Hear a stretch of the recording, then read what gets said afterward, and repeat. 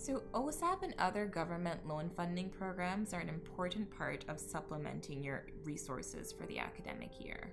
Just bear in mind, however, that loan funding is never intended to completely cover your educational costs because remember, your educational costs actually include living expenses as well and travel expenses, and these can really add up. Most loan funding programs expect students to contribute about $3,000 towards their academic expenses, so you really should be planning to use this loan funding as a supplementary resource and never to cover all of your expenses. So a lot of the loan funding programs, and this can include BC Student Aid or OSAP itself, the factors that they consider when they're calculating your loan funding include your family size, the family income, and how many students are attending post-secondary studies. If you're not sure how much loan funding you can have, there's usually an estimator available on your particular province's loan funding website, and I encourage you to use that very early on in the summer just so you have an idea of how much funding you can expect. It also helps with your budgeting.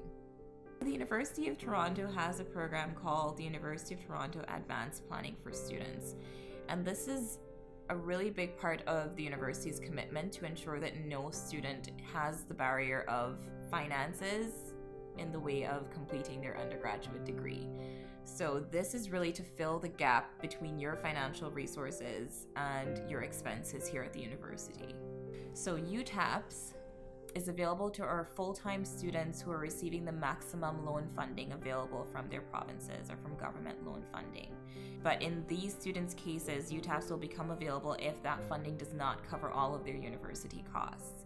So it is worth applying. And in the case of our OSAP students, that is done automatically. You don't have to apply for UTAPS. However, for our out-of-province students, you definitely do need to apply. There are deadlines that you should be paying attention to. You want to apply for UTAPS early on if an application is required for you, just so that you can have the funding during the first round. Permanent residents, Canadian citizens, and protected persons are also eligible for UTAPS funding, and students must be enrolled in an eligible program.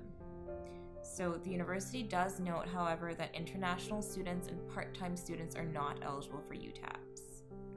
So a really important part of applying early on for loan funding is that you might be able to defer your fees instead of having to pay out of pocket before you receive those loan funds. And so for the reasons of deferring fees, registering for school, accessing the loan funds right at the start of classes, and receiving early consideration for UTAPS, you really want to get a jump on applying for your loan funding, getting your estimates early on, and getting any required documents into the financial aid office. Now, because the University of Toronto is located in the province of Ontario, most of the students here at Victoria College receive OSAP. So let's just go through a couple of key factors to keep in mind for OSAP recipients. OSAP is open to students of any age. It's open to Canadian citizens, permanent residents, and protected persons. So remember that ordinarily, OSAP consists of two parts, the grants and the loans, and while the grant portion is non-repayable, the loans do have to be paid back. You would repay your loans to the NSLSC, and for more information about this, we do encourage you to contact Enrollment Services or read the OSAP website.